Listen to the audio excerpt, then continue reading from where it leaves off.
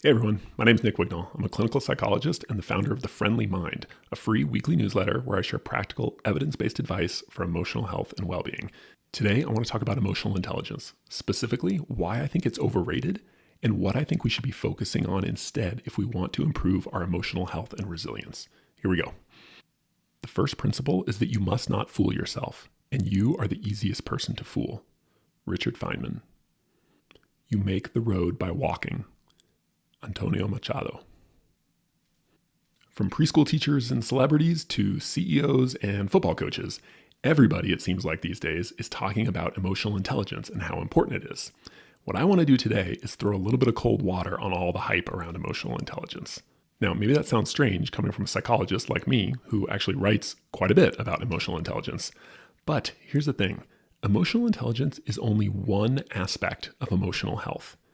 And if you spend all of your time, energy, and resources only thinking about emotional intelligence, you're not putting that time, energy, and resources into other aspects of emotional health, many of which are ultimately much more important. But before we dive into my argument, let's take a quick moment and define our terms a little bit. What is emotional intelligence exactly? Now, while there's no standardized or universally agreed upon definition of what emotional intelligence is, here's a pretty good working definition, one that I found a lot of fellow psychologists and mental health professionals basically agree with. It goes like this. Emotional intelligence means that you understand how emotions work and how to work with them in a healthy way. For example, someone with relatively high emotional intelligence would understand that emotions are not good or bad. It's sort of like the weather. If it rains on you, is the rain bad? No, of course not. Rain is not good or bad. Depending on your situation and your goals, rain might be annoying or uncomfortable, might make you feel cold, might make you feel good. Depends on the situation, right? But rain itself isn't good or bad. Similarly, our emotions, things like anxiety, for instance. Most people would say anxiety feels bad, but that doesn't mean it is bad. Emotions are not moral phenomena because they're not things we have direct control over. And it doesn't make sense to talk about something we can't directly control as being good or bad. This really matters because if you think about your emotions morally, you're going to start treating them morally. So you're going to start criticizing yourself or other people for how they feel emotionally, criticizing someone for feeling anxious or criticizing yourself for feeling sad. And you don't have to be an emotional genius to figure out that that's not going to be very good for your emotional health overall. I should also say that when we say emotional intelligence, it's not just about the emotions. It's about understanding how all sorts of things related to our emotions work. So for instance, things like thoughts or values or beliefs or behaviors, desires and urges, impulses, things like that. As an example of this, a lot of people have a lot of confusion around the difference between anxiety and worry. Specifically, they think of anxiety as something they should be able to control. I can't feel this anxious anymore. I need to stop feeling anxious. Or they think of worry as something that just happens to them that they have no control over. Like, oh, I just got so worried. In truth, it's the other way around. Emotions are not something you can control directly. But if you spend all your time trying to control them, you're dumping all of your energy and resources into something you can't actually affect. The result of that is you don't have any energy left to control the thing that you do actually have some control over, which is worry. And even though it doesn't feel like you can control your worry, with practice, you can actually get much better at letting go of worry and then indirectly lowering your anxiety. Finally, it's worth mentioning that emotional intelligence is a form of understanding. But understanding is not the same as ability. You may understand perfectly well that in order to lower your anxiety, you actually have to get better at letting go of worries. But letting go of worries is hard, sometimes really hard. And in order to be able to do that effectively, it's like any other skill. You have to practice and get better at it. It's not just going to happen because you understand how it works. Just like memorizing recipes doesn't make you a chef, understanding how your emotions work doesn't make you good at working with them in a healthy way. Now, obviously, there's a lot to this concept of emotional intelligence, and I don't at all want to claim that emotional intelligence is not important. But overrated is not the same thing as unimportant. When I say emotional intelligence is overrated, what I mean is people spend too much time focusing on the wrong thing. In other words, the question is not, is emotional intelligence important or not? Of course it is. The real question you should be asking yourself is, How important is emotional intelligence relative to all the other aspects that go into emotional health? Because, like all investments, investing in emotional intelligence has opportunity costs. That is, all the time, energy, and effort you put into investing in your emotional intelligence is all time, energy, and resources that you can't invest into other aspects of emotional health, many of which are actually much more important than emotional intelligence. Now, you might be asking yourself, but what could be more important for my emotional health than emotional intelligence and understanding my emotions? Well, I can think of at least three things. Now, this should go without saying, but your brain is part of your body. And if you're not taking care of your body, you can't expect your brain to function well. As a psychologist, I saw so many people in my practice who were struggling with depression, and they wanted to spend all of their time talking about their parents and how unaffectionate they were, and attachment theory, and how if they had only had a healthy attachment with their parents, they wouldn't feel depressed anymore. And for the life of me, I couldn't get them to even think about, much less start making changes to their, for example, largely fast food based diet.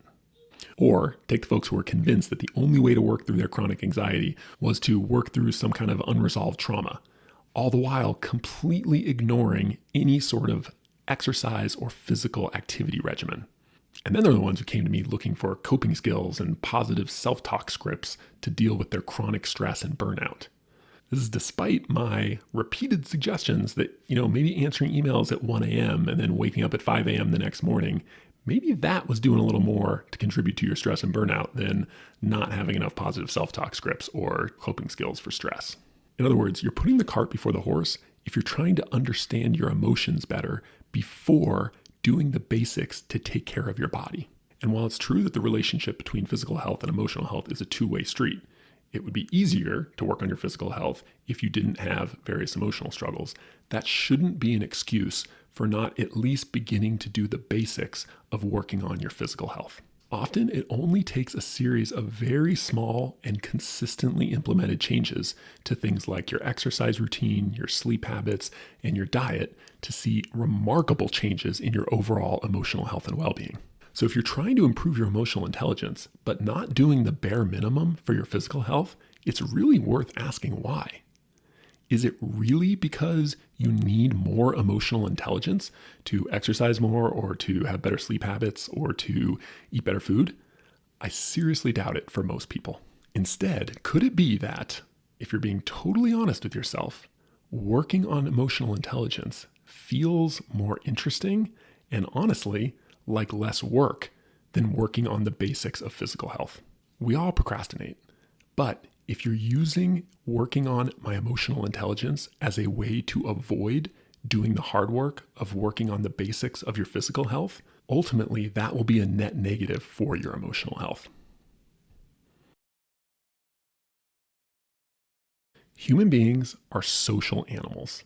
So no matter how you're wired, introverted, extroverted, shy, gregarious, warm and fuzzy, or kind of prickly and standoffish, none of that changes the fact that, for better or worse, the quality of your relationships and social interactions is a hugely important factor in your emotional health. For example, you can read all the self-help books in the world about how to be more confident and less insecure in your relationship. But if you're not putting in the work to ask for what you really want and say no to the things you really don't want or set boundaries, there is no way you are going to be able to be happy and secure and confident in your relationship. In other words, you have to work on this fundamental social skill, which is the willingness to be assertive and set healthy boundaries. But here's the thing, if you struggle with assertiveness, it's not because you don't understand your emotions well enough necessarily. Assertiveness is a skill, and like any skill, it just takes practice. You have to start small and systematically work your way up in order to build confidence and competence relating to other people in a healthy way. Another example would be you could spend years and years in therapy processing your fear of abandonment or commitment issues. But if you don't have any models in your life for what healthy relationships look like, it doesn't matter how many brilliant, clever, insightful nuggets of wisdom you get from your therapist every week. The bigger point here is that if your broader social environment isn't working for you, you must be willing to change it. And that's often very difficult. I mean, it's like the old saying goes, before you rush to diagnose yourself with depression or low self-esteem, first make sure you're not in fact just surrounded by assholes. Now, that's a little dramatic, but it gets at this core idea that if you're struggling emotionally in a relationship, it might have less to do with you and your understanding of your own emotions and more about how you structure your social life and relationships in general. But of course, it's not just about remediating the negatives in your social life. So many people suffer emotionally ultimately because they simply don't have high quality relationships in their life. Now, please, for heaven's sake, do not take that to mean you need to go out and get a really good therapist or coach, or you need another mentor in your life, or you just need, a romantic partner who really gets you and understands. No, I'm not talking about any of that. What I'm talking about is something much more ordinary and plain. That is friendships. The single best thing most people could do to improve their social health and consequently their emotional health is to cultivate meaningful friendships. And yes, I know there are like 1,001 perfectly good reasons why that's hard for you to do, but it doesn't change the fact that it's still very much worth it if your social health is not strong. Now imagine for a second you want to start going to the gym more regularly. You want to lose some weight and put on some more muscle. So you go to the gym and you talk to the lead trainer there and she says, you're at the right place. We have this brand new transformative approach to working out where you will drop 20 pounds and gain 10 pounds of muscle. All you have to do is the best part about it. Show up once a week for an hour to our training sessions. Now, if you heard that and your snake oil salesman alarm wasn't going off like crazy, you got to get that checked out because something like that is obviously a scam, right? An hour a week is not enough to make any sort of significant change, including a major change to your weight and muscle mass. Another example would be, let's say you want to learn to play the piano, right? And you show up, you get a teacher, you get a piano teacher, and you say, great, I want to learn to play piano, I especially want to learn to play jazz. I love jazz. And your piano teacher says, great, you came to the right place. I've got the super secret method where you just come to my place 1 hour a week, we're going to practice piano, that's it. After a couple months, you're going to be playing all your favorite jazz standards, no problem. Again, you'd say they were nuts, right? Obviously, if you want to get good at playing the piano, yes, a coach or a teacher is important, but you're also going to have to do a ton of work in between. You're going to be practicing on all the days in between your lessons. That's what's really going to make the difference in your overall ability to play the piano. Or, okay, let's take a third final example just to really drive this point home. Say you wanted to learn a new language. Let's say English is your first language and you want to learn French. And you see this ad online for a quote unquote transformative approach to language learning. And the ad says, you just listen to our tapes for, an hour a day for 2 months and you will be fluent in French. Nonsense. Again, you don't have to be a genius to realize that to learn a foreign language as an adult, even as a kid, it takes a lot of practice and repetition and experience. There's no way just sitting and listening to someone on a tape is going to lead to you being able to speak French fluently, right? That's insane. But as crazy as all these examples are, right, and they should sound crazy to you because they are, this is the approach most people take to their emotional health.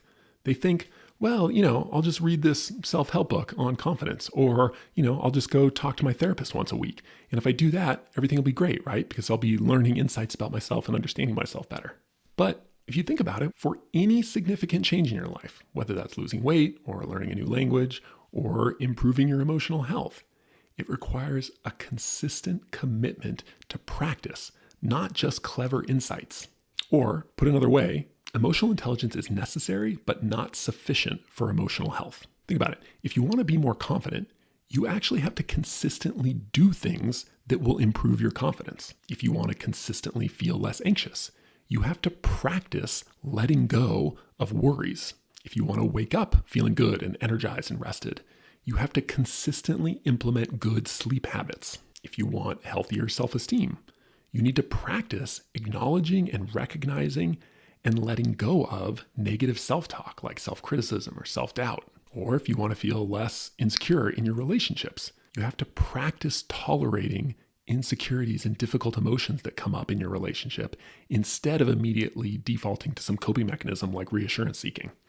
Now, I could go on and on, but hopefully I've illustrated my point. It's not what you know, It's what you do consistently that matters. And this is why emotional fitness is at least as important as emotional intelligence if you want to improve your overall emotional health. Emotional fitness is a commitment to a set of habits and exercise that support and strengthen your emotional health and resilience. In the same way that the body relies on good habits and exercise to stay fit and strong, our emotional health depends on healthy habits of mind. Most people who struggle with their emotional health invest like 99% of their time and energy and resources and attention into improving their emotional intelligence, collecting insight after insight, thinking that this will make things better, and then put virtually nothing into emotional fitness, into practice, into what they're doing on a regular basis. This is like wanting to run a marathon and spending all your time reading books about running marathons. It's not going to get you there. There's nothing wrong necessarily with reading books about running marathons. They can probably be helpful a little bit. But if you're putting all of your time and attention into reading books and not actually, going for runs, it's unlikely that you're ever going to run a marathon. There's nothing wrong with insights, but they're not going to help you that much without practice. So if you want to improve your emotional health, the vast majority of your time and energy should be put into emotional fitness, not chasing more insights. For example, people who struggle with chronic anxiety would probably benefit a lot more from a consistent mindfulness training exercise than they will processing the origins of their anxiety with their counselor. As we talked about before, most people who struggle with feeling insecure in a romantic relationship will benefit way more from learning how to be more assertive than they will reading a whole bunch of pop psych books on attachment theory. Or another example, most people with depression will get way more out of a good behavioral activation routine or maybe a good self-compassion visualization exercise regimen than they will, listening to YouTube video after podcast episode about what depression is and what all sorts of experts think about it.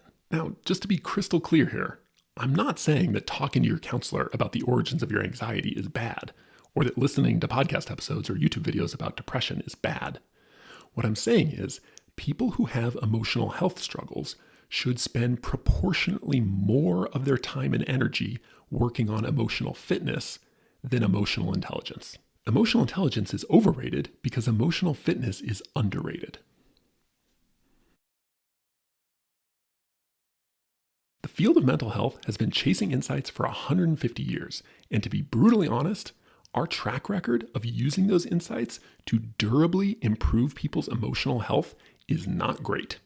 And while there are many, many factors at play here, it's not hard to see how our current approach to mental health, which largely involves professionally mediated insights in counseling and therapy, or the kind of casual application of superficial coping strategies, as a really big part of the problem. I believe we'd all be a lot better off if we started thinking more holistically about what really improves emotional health in the long run. Because while emotional intelligence is definitely one piece of that puzzle, it's ultimately self-defeating to put all of our energy into that one piece to the exclusion of other much more important pieces like physical health, social health, and emotional fitness.